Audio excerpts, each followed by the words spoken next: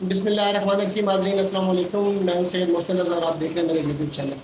میں امید کرتا ہوں کہ آپ خیریت سے ہوں گے اور میری دعا ہے کہ اللہ پاک آپ کو اور آپ کے اہل خانہ کو اپنی حفظ و امان میں رکھے. ناظرین، پاکستانی قوم پر ایک مرتبہ پھر بجلی کا بم گرانے کی سازش اور کوشش کی جا رہی ہے. میں نے بم اس لیے کہا ہے کہ اگر آپ اس سائنس کو جب سمجھیں گے اور سنیں گے تو آپ کو یہ واقعی بم لگے گا اور آپ یقین کریں ایک دفعہ دنگ رہ جائیں گے کہ کیا سائنسدان سیاستدان پائے ہم نے. آدھین 2 دن پہلے آپ کو پتا ہوگا کہ سینٹ کے اندر قائمہ کمیٹی کا اجلاس ہوا ہے جس میں ہمارے تمام سائنسدانوں نے معذرت کے ساتھ سیاستدانوں نے شرکت کی ہے اور ہمارے سیاستدانوں نے وہاں پر بیٹھ کر ایک بہت اہم فیصلہ کیا ہے. اچھا، اس فیصلے کو سمجھنے کے لیے مطلب وہ بجلی کا پہاڑ یا ایک بم کے اوپر کیسے گرایا جا رہا ہے، اس سے پہلے میں آپ کو تھوڑی سی پہلے بیسک سمجھا دوں گا. پھر آپ کو یہ بات سننے میں بھی مزہ آئے گا اور سمجھنے میں بھی مزہ آئے گا اور آپ یقین کریں کہ آپ آج پہلی مرتبہ اب اپنے سیاستدانوں پر فخر کریں گے. آپ کو ناز ہوگا کہ کیا عظیم دماغ پایا ہم نے اس زمانے میں بھی. تو عظیم، آپ کو پتا ہوگا کہ پاکستان بنا ہے. جب پاکستان بننے سے پہلے اس لے کر اگر ہم بہت پیچھے چلے جائیں تو دنیا کے اندر ایک زمانہ ہوا کرتا تھا کہ ریڈیو پاکستان جو تھا وہ انفارمیشن کا ایک واحد سورس ہوا کرتا تھا. اگر آپ یہ کہہ لیں کہ ایک زمانے تک ریڈیو پاکستان کا انفارمیشن کے اوپر راج تھا، جس طرح آج کل نیوز چینلز کا راج ہوتا ہے، جس طرح پاکستان کے اندر جیو ایئر وائی بول کا راج ہے، تو ایک زمانہ ایسا تھا کہ پوری دنیا کے اندر صرف ریڈیو ہی ایسی چیز ہوتی تھی جس کا پوری دنیا کے نشریات کے اوپر راج کیا کرتی تھی. اس میں پھر ڈرامے بھی ہوتے تھے، اس میں نیوز بھی ہوتی تھی، اس پہ ویوز بھی ہوتے تھے، ساری چیزیں ہوا کرتی تھی. تو پھر آہستہ آہستہ وقت گزرتا گیا، نئی نئی ڈیولپمنٹس ہوتی گئی، نئی نئی ٹیکنالوجی آتی گئی، انفارمیشن کے سورس تبدیل ہوئے، تو ریڈیو کی جو اہمیت ہے وہ کم ہوتی گئی اور لیٹسٹ ٹیکنالوجی آتی گئی اور جدید ٹیکنالوجی نے ریڈیو کی امپورٹنس اور ریڈیو کی اہمیت کو بے شک کم کر دیا. لیکن یہ کمی صرف پاکستان میں ہوئی، باقی دنیا میں نہیں ہوئی. کیوں نہیں ہوئی؟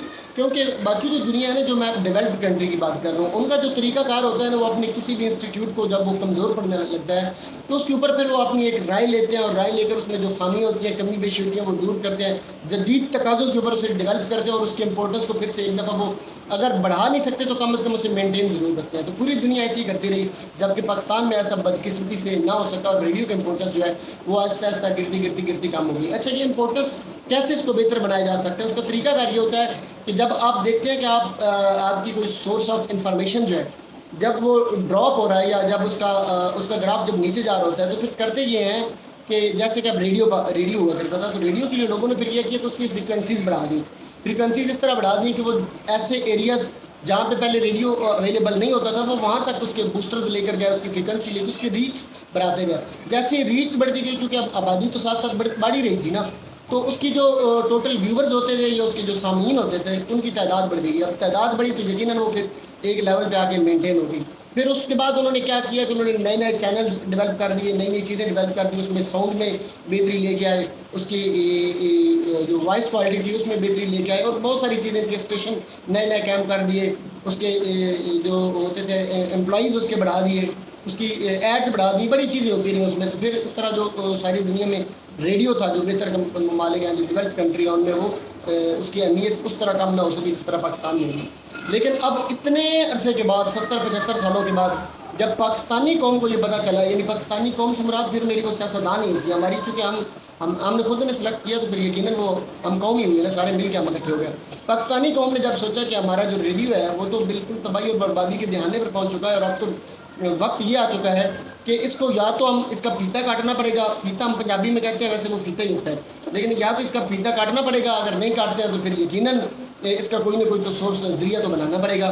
تو اس کے لیے پھر سینٹ کی قائمہ کمیٹی کا ایک اجلاس ہوا. انہوں نے کہا کہ ریڈیو پاکستان جو ہے اس کو اب یا تو ہمیں بند کرنا پڑے گا، کیونکہ یہ وہ مریض ہے جس کی صرف نبض چل رہی ہے، باقی اس کی آنکھیں بھی بند ہو گئی ہیں، اس کی زبان بھی بند ہو گئی ہے، اس کی وہ ٹانگوں میں سے جس طرح کہتے ہیں نا جان نکل گئی ہے، وہ ٹانگیں اس کی ٹھنڈی ہوئی پڑی ہیں.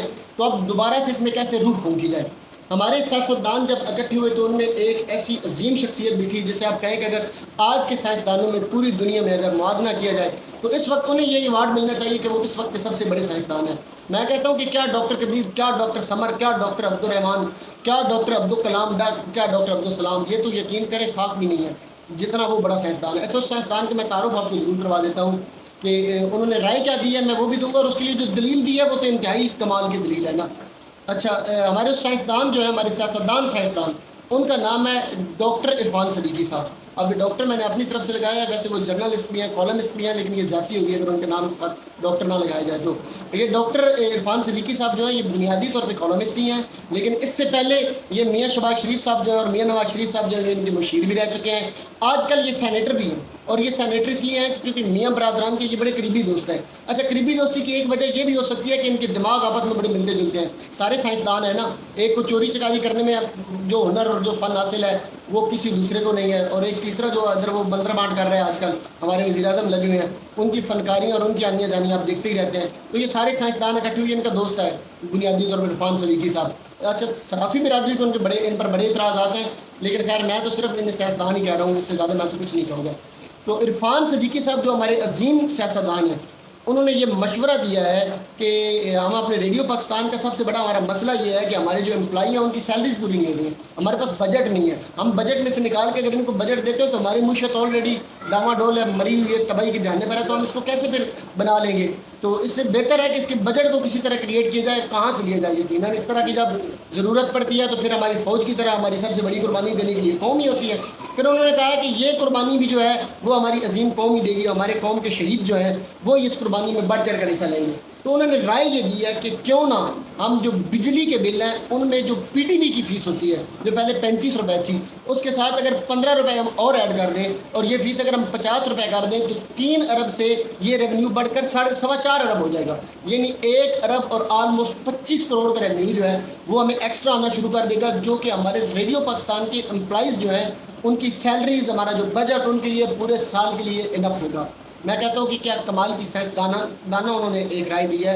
अच्छा, इसमें उन्होंने एक दलील दी है, वो दलील बड़ी मज़ेदार है। वो दलील में अपनी दलील देते हुए कहते हैं कि आपको पता नहीं है कि लोग गाड़ियाँ चलाते हैं? जी बिल्कुल गाड़ियाँ चलाते हैं। तो जब लोग गाड़ियाँ चला रहे होते हैं तो उसमें वो क्या आपको लगता है कि आप वो कोई उसमें एयरबाई देख रहे होते हैं, वो बोल चैनल देख रहे हो, वो जी न्यूज़ देख रहे होते हैं, वो रेडियो नहीं सुनते हैं? बिल्कुल। तो आप रेडियो सुनते हैं तो फिर उसका टैक्स तो देना पड़ेगा। तो गाड़ियाँ चलाते हैं, रेडियो भी सुनते हैं, तो लोग रेडियो तो सुन रहे हैं, जब सुन रहे हैं तो फिर टैक्स क्यों नहीं देते? इसलिए उन्हें 15 रुपये जो है वो उन्हें इस वक्त फ़ीस के साथ उन्हें देने पड़ेंगे।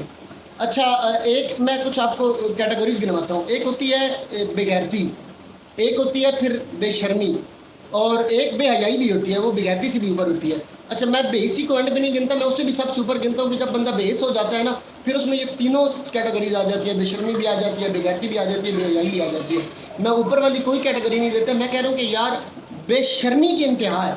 मतलब एक होती है खाली बेगैरती की, बेशर्मी की इंतहा है कि ये लोग देखें, इनको अल्लाह पाक इनको हिदायत दे और अल्लाह पाक इनको इनका जो जनाजे हैं वो धूमधाम से उठाए, जल्दी जल्दी उठाए।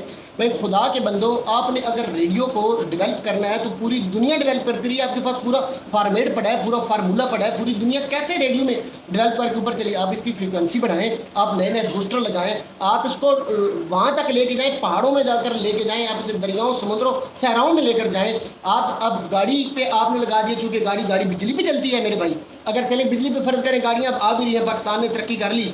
आगे जो अगले इरफान सिद्दीकी साहब जो गाड़ी बनवा रहे हैं पाकिस्तान में अपनी शब रोज़ काविशों से, वो बिजली वाली आ रही है, तो बिजली वाली बनवा भी ली है तो भाई पूरी कौम के पास गाड़ियाँ हैं, पूरी कौम गाड़ियाँ चलाती है। बिजली का बिल तो एक गरीब झोंपड़ी वाले जिसका मीटर लगा उसे भी आना है, तो आपके 15 रुपये वो भी देगा। अब बिजली का बिल मस्जिद में भी आना है तो आपका रेडियो मस्जिद में भी सुना जाएगा, मस्जिद वाले भी रेडियो का टैक्स देंगे।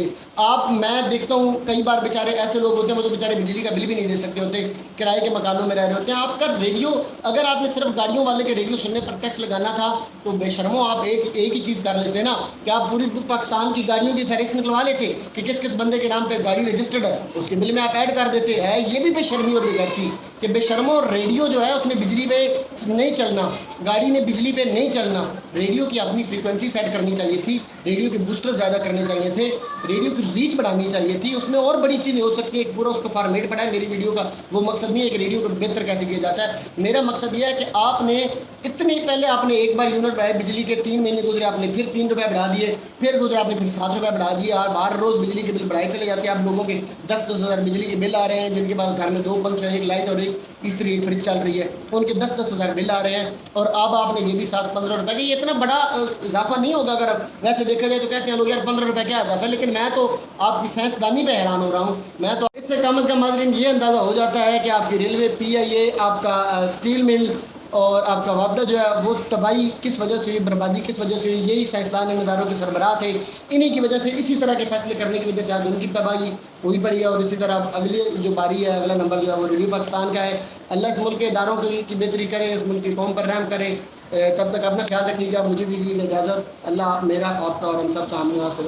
والسلام۔